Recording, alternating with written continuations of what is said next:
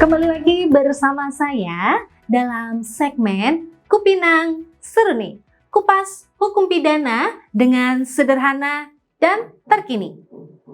Kali ini saya akan membahas tentang apa saja sih yang harus dilakukan jika kita berurusan dengan hukum. Baik menjadi tersangka, saksi, maupun korban. Memang sih, berurusan dengan hukum selalu tampak eksklusif. Tapi pentingnya membaca dan memahami dalam berbagai kasus yang dihadapi.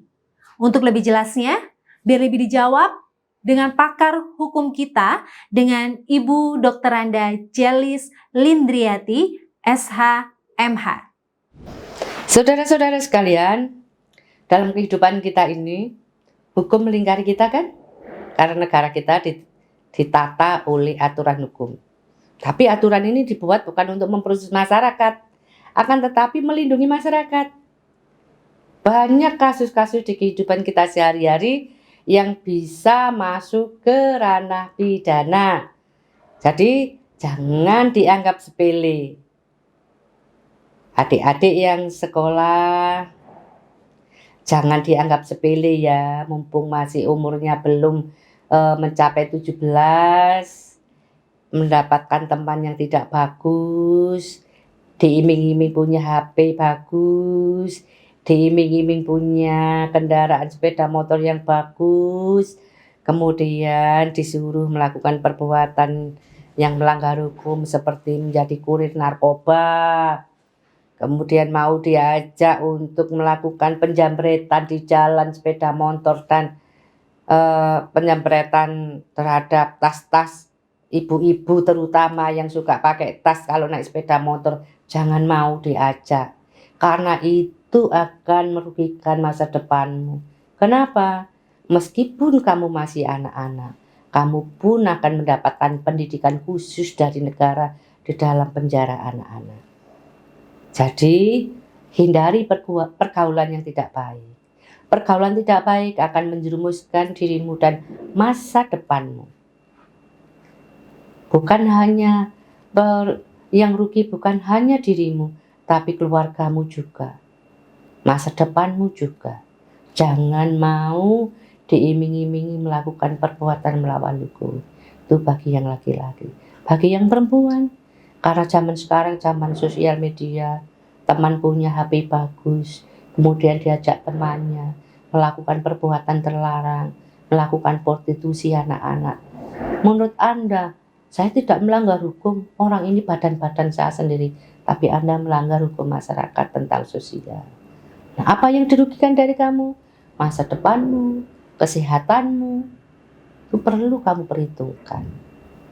Jadi, pidana itu ada di setiap pekerjaan kita, ada di dalam kehidupan kita, ada di dalam setiap kegiatan kita. Mau tahu? Nah, susah kan kalau kita ini berkaitan dengan hukum, kalau sudah terjerat dengan hukum. Nah, bagaimana kalau posisi Anda sebagai seorang yang melaporkan ketika Anda terkena kasus hukum? Anda terkena, berarti Anda yang dimintai pertanggungjawaban. Nah, apa yang akan saya lakukan? Ketika saya seorang pengusaha, ketika saya tidak memenuhi perjanjian kontrak dengan teman bisnis saya atau dengan mitra saya, kemudian saya dilaporkan, apa yang harus saya lakukan? Tentunya kamu akan sangat panik, tapi jangan panik. Kamu harus tenang. Bagaimana caranya? Baca baik-baik apa yang disangkakan kepada kamu. Apakah benar yang disangkakan kepada kamu itu ada buktinya? Tapi apabila itu terbukti, saya juga melakukan hal yang dituduhkan, apa yang harus saya lakukan?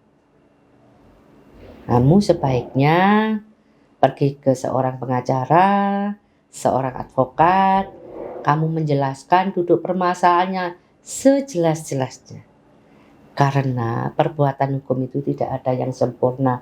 Kalau kamu melakukan pelanggaran hukum, pasti ada celah. Daripada kamu nanti kesulitan di dalam penanganan hukum, berbicara dengan jujur apa yang Anda lakukan. Tapi apabila Anda seorang yang benar, Anda dituduh, Anda juga jangan panik. Kumpulkan bukti-buktinya yang dituduhkan dengan dia. Kumpulkan saksi-saksinya, apa yang dituduhkan dia. Sehingga apabila masuk ke ranah hukum, kamu memiliki pembuktian, kamu memiliki saksi. Seperti itu kalau kita menghadapi hukum. Jadi di dalam hukum itu harus ada saksi, harus ada bukti untuk membenarkan dirimu, untuk membuat kamu bisa terlepas dari jerat hukum. Itu jalannya. Nah, bagaimana kalau umpamanya saksi tidak mau menjadi saksi saya? Padahal ini berkaitan dengan kasus saya. Pengadilan akan memanggil. Dengan panggilan ke-1, panggilan kedua, panggilan ketiga. Apabila dia tidak mau datang, maka Pak Hakim akan memanggil dia dengan paksa. Karena kesaksian dia itu akan berpengaruh terhadap proses pidana yang sedang berjalan. Tak terasa kita sudah ada di akhir segmen kali ini. Sudah mulai paham ya, apa sih hukum pidana itu?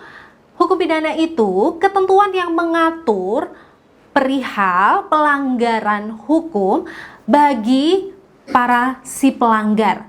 Jadi, teman-teman harus hati-hati jika berurusan dengan hukum, khususnya hukum pidana. Terima kasih telah menyaksikan acara ulas hukum bersama Cipta Law Firm. Jika masih ada pertanyaan atau butuh pendampingan hukum, silakan hubungi nomor yang tampil di layar kaca Anda. Dan saya tunggu kedatangannya di kantor kami di Cipta Law Firm, Jalan Sido Sermope DK 2, nomor 370. Terima kasih.